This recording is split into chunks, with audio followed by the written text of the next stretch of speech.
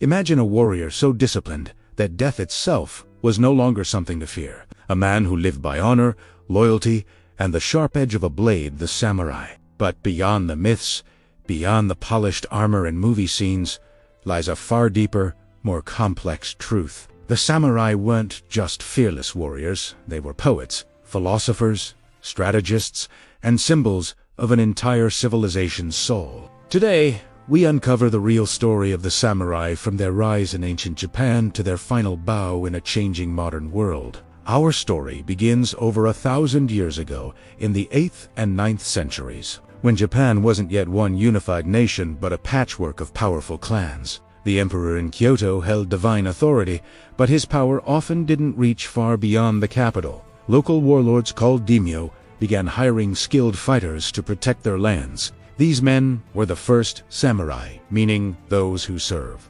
Unlike the European knights who fought for glory and land, samurai fought for loyalty to their lord, their clan, and above all, their honor. They trained endlessly in martial arts, archery, and swordsmanship, living by an early form of bushido, the way of the warrior. By the 12th century, Japan was a land divided by war. Two great clans, the Taira and the Minamoto, clashed in a brutal civil war known as the Genpei War. When it ended in 1185, Minamoto no Yoritomo emerged victorious and became Japan's first shogun, or military ruler. The emperor still existed, but real power now belonged to the samurai. This was the birth of the Kamakura shogunate, Japan's first military government. The samurai were now the ruling class, not just soldiers, but governors, landowners, and enforcers of law.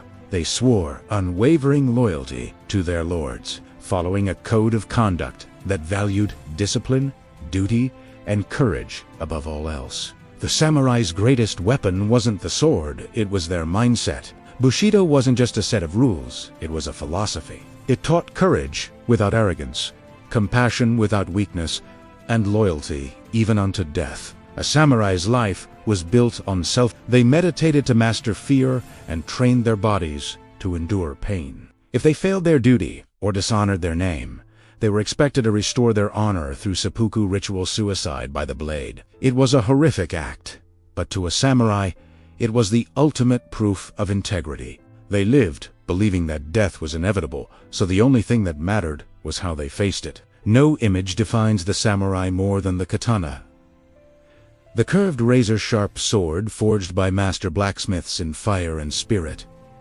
It wasn't just a weapon, it was a piece of the warrior's soul. Each katana was made with extraordinary precision, folded steel hundreds of times to create a perfect balance of strength and flexibility. Samurai treated their swords with deep reverence, giving them names, performing rituals of care, and never drawing them without purpose. In battle, the sword became an extension of the samurai's will, swift, decisive, and deadly. But off the battlefield, it symbolized peace and moral clarity, a reminder that true power lies in restraint. What made the samurai different from other warriors in history was their spiritual discipline. Through Zen Buddhism, they learned to embrace simplicity, silence, and detachment. Meditation helped them achieve Mushen, the mind of no mind, a state where thought, fear, and hesitation disappeared.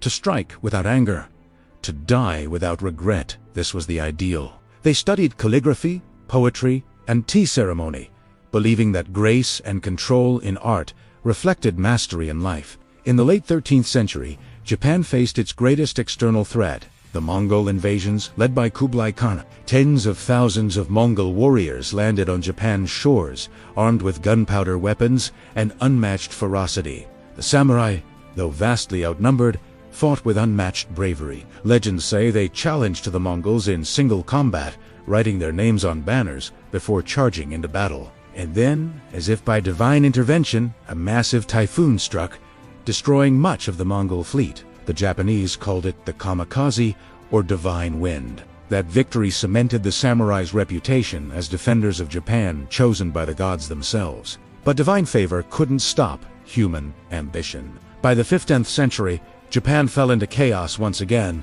the Sengoku period, or Age of the Warring States.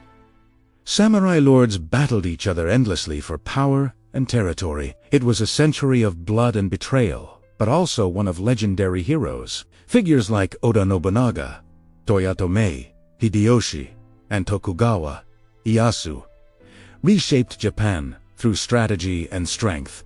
Under the Tokugawa shogunate, Japan entered 250 years of peace, the Edo period. But peace brought a new challenge.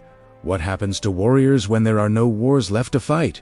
Many samurai became administrators, teachers, and scholars. Others lived as ronin, masterless warriors wandering the land. The most famous of them, Miyamoto Musashi, became a legend, a duelist, artist, and philosopher who wrote the Book of Five Rings, a masterpiece of martial wisdom still studied today. Though the sword grew silent, the spirit of bushido evolved, transforming into a moral code for society itself. By the 19th century, Japan's isolation came to an end. Western powers arrived with modern weapons and technology, and the old order began to crumble. The Meiji Restoration of 1868 ended the rule of the shoguns and restored power to the emperor, modernizing Japan into an industrial nation. The samurai class was abolished. Their swords were banned.